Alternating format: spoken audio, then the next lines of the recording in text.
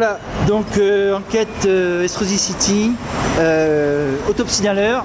Et le leurre, c'est bien Estrosi là quand même, parce qu'il était même pas au procès.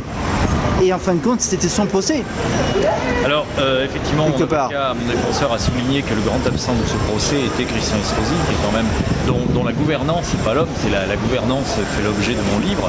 Et curieusement, lui qui, si on avait dû m'attaquer, qui aurait été quelque part le plus légitime à m'attaquer, puisque je mets en cause sa gouvernance de la ville et de la métropole, lui ne m'a pas attaqué, était absent du procès. Donc, oui, effectivement. C'est un leurre. Oui, c'est le leurre, voilà. C'est la confirmation du titre du livre. Justement, donc là, vous ressortez, on l'a vu, tombe à l'eau. Ça veut dire que la ville, le conseil général et la métropole, voilà, sont déboutés. Et ils vont très certainement être déboutés. Il n'y a pas eu de décision sur le fond, puisque le renvoi du délibéré de tous les procès est au 25 novembre.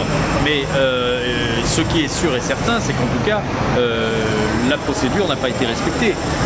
Donc après, le tribunal peut faire ce qu'il juge. Mais enfin, en attendant, le procureur lui-même a requis la nullité, a constaté qu'il ne pouvait pas y avoir poursuite, puisque effectivement, la mairie, la métropole, le conseil général n'ont pas respecté la procédure, à savoir demander un vote pour attaquer au nom des corps constitués, c'est-à-dire au nom des citoyens, en utilisant leur argent, et que dès lors, la plainte est plate. Ça veut peut-être dire que tout ça n'a peut-être été pris au sérieux et que du moment que c'était le contribuable qui payait, puisque tous les frais de justice, c'est le contribuable qui les paye. Oui. Alors effectivement, puisqu'il est apparu à l'instruction, à la préparation et dans le tribunal, que les frais de consignation judiciaire de toutes les personnes qui m'attaquaient ont été payés par la mairie, oui. Donc effectivement, il y a une utilisation vraiment légère et en l'occurrence pour les corps constitués abusive de l'argent public, bien entendu. On attaque au nom des citoyens, au nom des contribuables, sans leur demander leur avis, mais avec leur argent. Voilà, et sans convoquer une assemblée comme le prévoit l'article 48. Sans demander aux représentants des citoyens si ils sont d'accord, s'ils se sont sentis diffamés et s'ils sont d'accord pour attaquer. C'est comme si vous-même, quelqu'un vous dit tiens, j'estime que vous avez été victime de quelque chose, je vais porter plainte à votre place, mais avec votre argent. Et même si vous n'êtes pas d'accord, je vous demande même pas, je le fais. De toute façon, c'est pas mon argent, c'est le vôtre. Mais tout ce qui se fait d'ailleurs, c'est extrêmement choquant. C'est choquant, d'autant plus qu'ils ont mis votre parole en doute et qu'ils vous ont aussi traité un peu traîné dans la boue, il faut le dire. Oui, c'est-à-dire que manifestement, on ne pouvait pas attaquer mon livre sur le fond. Donc on a essayé d'attaquer la forme, l'auteur. Voilà. Donc effectivement, beaucoup d'insultes. J'ai même entendu des avocats, et étonnamment le procureur lui-même prétendre que j'avais commis une infraction pénale en éditant un livre sans être éditeur.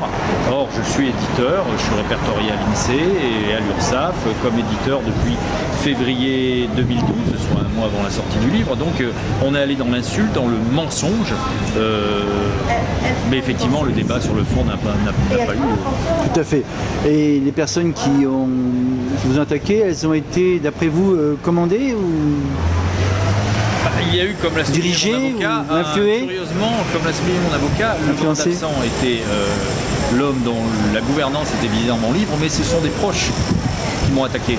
Soit les corps constitués qu'il dirige, soit des proches, puisque Éric Ciotti était encore à l'époque un proche d'Estrosi, bien que j'ai déjà dit dans mon livre, le président du conseil général était encore un proche de Christian Estrosi, et les personnes qui m'ont attaqué étaient quasiment toutes, à part le maire d'une commune périphérique, et qui lui s'est désisté, étaient tous des proches de Christian Estrosi. Donc, en fin de compte, c'est pas un petit peu le procès de la presse, ça aussi, ou le procès de la liberté d'informer? Oui, c'est manifestement parce qu'on parle de moi et c'est vraiment, je suis au cœur du procès. Mais effectivement, je crois qu'au-delà de ma personne, au-delà même de mon travail, au-delà même de ce livre spécifiquement, c'est vraiment le procès de la liberté et du droit d'informer, puisque tout ce qui est